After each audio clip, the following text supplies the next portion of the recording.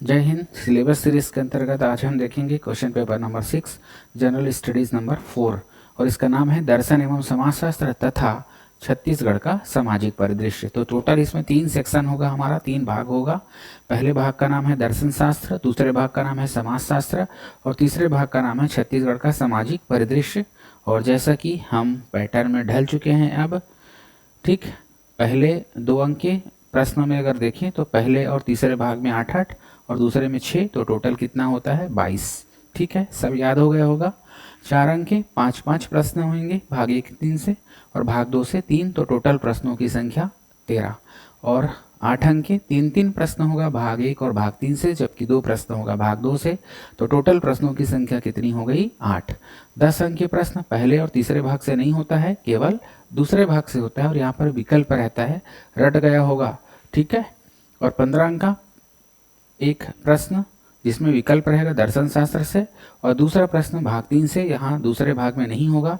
इस प्रकार 15 अंक के प्रश्नों की संख्या 2, भाग 1 से टोटल प्रश्नों की संख्या 17 और भाग 3 से भी 17, भाग 2 से 12, टोटल प्रश्नों की संख्या 46। पहले भाग का 75, तीसरे भाग का 75 और दूसरे भाग का 50। इस प्रकार टोटल अंकों की संख्या हो गई 200। क्लियर है? चलो अब हम दर्शन शास्त्र के सिलेबस को देखते हैं। आयोग के सिलेबस को बड़े सुंदर ढंग से हम स्प्लिट करते हैं। दर्शन शास्त्र का परिचय, पहले यूनिट का नाम दे दिए, यहाँ से ज़्यादातर प्रश्न नहीं आते हैं। दर्शन शास्त्र का स्वरूप है, जीवन, धर्म और संस्कृति से संबंध है और भारतीय और पाश्चात्य दर्शन में अंतर है। ठीक, इसके बाद आता है हमारा भारतीय दर्शन। और ये जो सिलेबस है, ये जो भारतीय दर्शन, ये आपको प्रीलिम्स में ख़त्म कर चुके होना है। ठीक है, हम प्रीलिम्स में इसको ख़त्म कर देंगे, आपको मेंस में इसको फिर पढ़ने की ज़रूरत नहीं है। तो इतना जो सिलेबस है बेटा, इतना जो देख रहे हो 1 से लेके 11 भाग तक आपके प्रीलिम्स में ही कवर हो जाएगा। ठीक है, केवल वेस्टर्न फिलॉसफी को हमको करना रहेगा। तो भारतीय दर्शन के विभिन्न तत्व 2.1 नंबर दिए हैं और 2.2 में ना मैंने कुछ भारतीय दार्शनिकों को रखा है। ठीक, तो भारतीय दर्शन के विभिन्न मत में सबसे पहले वेद उपनिषद, और यहाँ पर भी तुम्हें ब्रह्मा, आत्मा और रित के बारे में पढ़ना है। गीता दर्शन के अंतर्गत स्थित प्रज्ञ, स्वधर्म और कर्मयोग को पढ़ना है। जबकि चार्वाक सबसे बेस्ट दर्शन, जिसके अंतर्गत हमें तत्व ज्ञान और सुखवाद की अवधारणा को देखेंगे। जैन दर्शन में हम जीव का स्वरूप है, अनेकांतवाद और स्यादवाद और पंच महाव्रत करेंगे। जबकि बौद्ध दर्शन में प्रतीत्य समुत्पाद, अष्टांगिक मार्ग, अनात्मवाद और क्षणिकवाद के कंसेप्ट आपका सिलेबस में है। सांख्य दर्शन में सत्कार्य और सत्कार्यवाद, प्रकृति एवं पुरुष का सिद्धांत, स्वरूप और विकासवाद का सिद्धांत। योग दर्शन में अष्टांग योग पढ़ना है, यम, नियम, आसन, प्राणायाम, प्रत्याहार, ध्यान, धारणा, समाधि, ये सब को हमको पढ़ना है।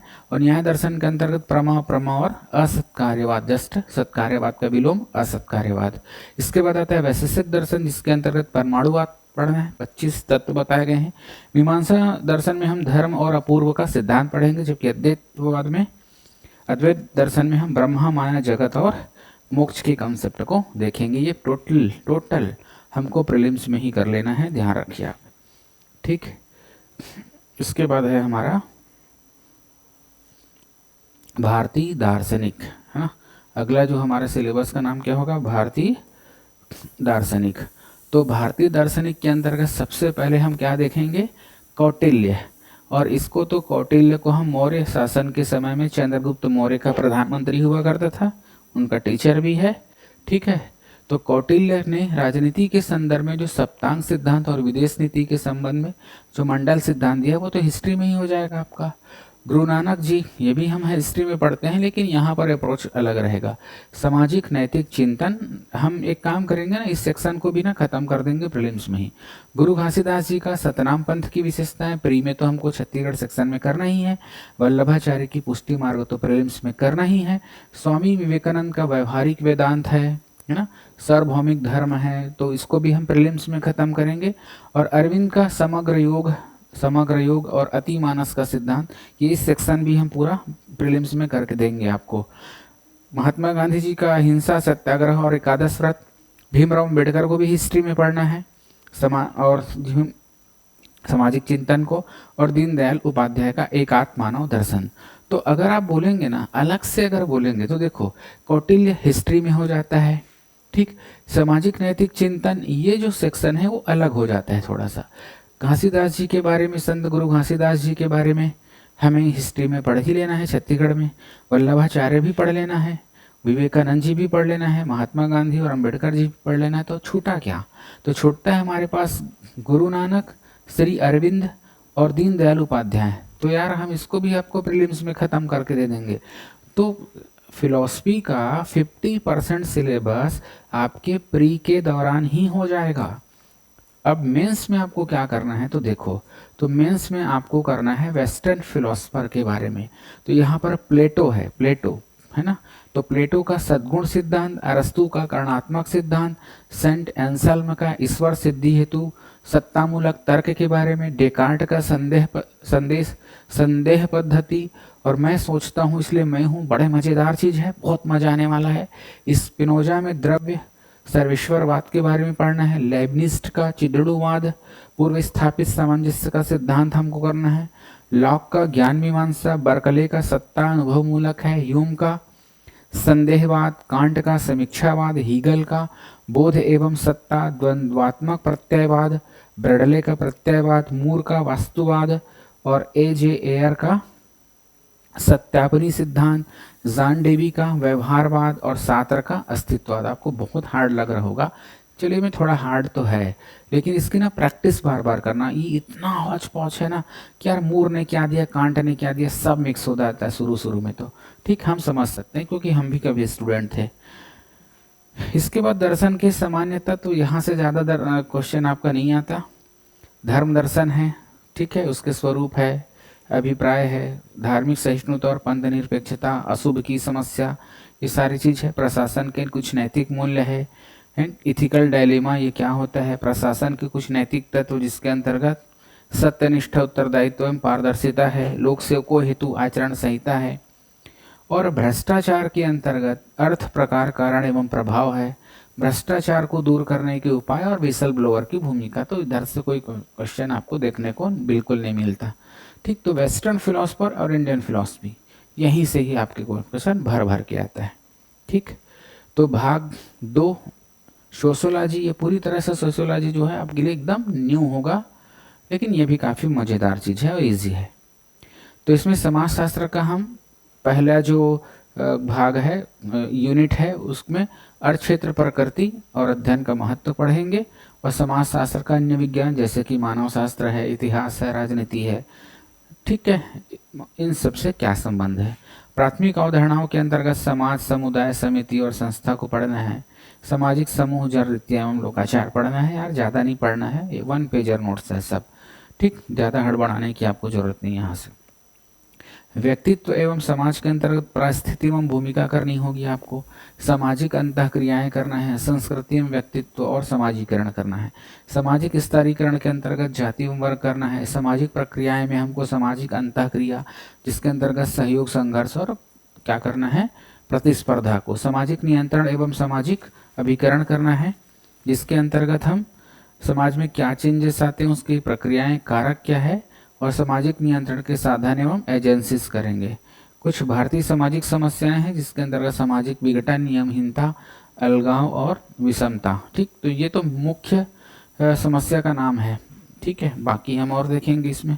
हिंदू सामाजिक संगठन के अंतर्गत धर्म, आश्रम, वर्ण और पुरुषार्थ, ये जो हिंदू सामाजिक संगठन है ये आपके इंडियन फिलोसफी का भी पार्ट है, तो उसके अंतर्गत ये हो ही जाता है प्रीलिम्स में। ठीक है, तो प्रीलिम्स में 8वां वाला पॉइंट हम पहले से कर लेंगे।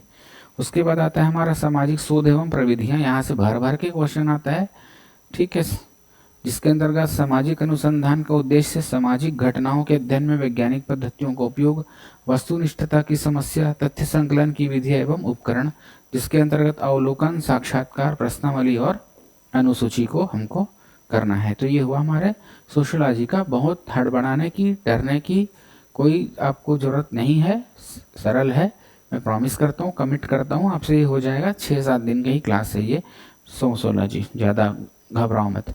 और भाग 3 ये तो प्रीलिम्स में ही आपका पूरा कवर हो जाएगा, छत्तीसगढ़ का सामाजिक परिदृश्य, और हम इसको ना 3 सेक्शन में बांटेंगे। पहले भाग को हम छत्तीसगढ़ की जनजातियाँ, जिसके अंतर्गत हम ना इसको कुछ यूनिट में बांटेंगे। पहला यूनिट में है जनजाति सामाजिक संगठन, जिसके अंतर्गत विवाह, परिवार, गोत्र, युवा समूह कर लेंगे। दूसरे भाग में है छत्तीसगढ़ की जनजातियों में प्रचलित आभूषण विशेष परंपराएं हैं। छत्तीसगढ़ की विशेष पिछड़ी जनजाति आप तो जानते हैं 5 और 2, ठीक है। और अन्य जनजातियों को भी हमको पढ़ना है। तो यहाँ पर जो सिलेबस है काफ़ी ज़्यादा कंप्रेस्ड हो जाता है प्रीलिम्स की अपेक्षा। उसके बाद छत्तीसगढ़ की जो विशेष पिछड़ी जनजातियाँ हैं, जनजातियों की समस्याएं हैं, जिसके अंतर्गत आइसोलेशन है, माइग्रेशन है और एकल्चरेशन है, पर संस्कृति ग्रहण, ये पढ़ना है। जनजाति विकास का क्या हिस्ट्री है, कार्यक्रम, नीतियाँ और संवैधानिक व्यवस्था है, ये हमको पढ़ना है, ठीक है। अनुसूचित जातियों, पिछड़ा वर्ग की जातियाँ, तो यहाँ से प्रश्न नहीं आता। दूसरे खंड का नाम मैं दिया हूँ छत्तीसगढ़ की लोक कला, जिसके अंतर्गत हम लोक साहित्य, लोक कथा, गाथा, जनौला, मुहावरे, लोकोक्तियाँ, हाना, ये हम कवर करेंगे। लोक कला के अंतर्गत गीत, नृत्य और नाट्य कवर करेंगे और छत्तीसगढ़ के प्रमुख लोक कलाकार करेंगे। और राज्य की साहित्य, संगीत और ललित कला के क्षेत्र में स्थापित संस्थाएं और इस क्षेत्र में शासन के द्वारा क्या पुरस्कार या सम्मान दिए जाते हैं, ये हमको करना है। तीसरा सेक्शन को हम बांटे हैं छत्तीसगढ़ की संस्कृति, जिसके अंतर्गत पर्व, त्योहार, परंपराएं, मेले, मड़ई और छत्तीसगढ़ के प्रमुख संतों को करना है, जिसमें से संत गुरु घासीदास जी का नाम तो आता ही है। चौथा खंड है राज्य के पुरातात्विक एवं पर्यटन स्थल। तो ये आपको प्रीलिम्स में जो हमारी मैप की क्लास होगी सीजी में, ये इसमें कवर हो जाएगा। राज्य के समस्त पुरातात्विक एवं पर्यटन स्थल, उत्खनित स्थल और संरक्षित स्मारक वहीं कवर करा देंगे। छत्तीसगढ़ शासन द्वारा चिन्हित पर्यटन स्थल, ये सब कवर हो जाएगा।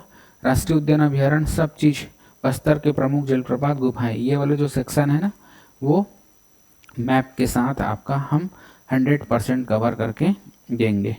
तो इस तरह से पेपर 6 का भी हमारा सिलेबस कंप्लीट हो जाता है।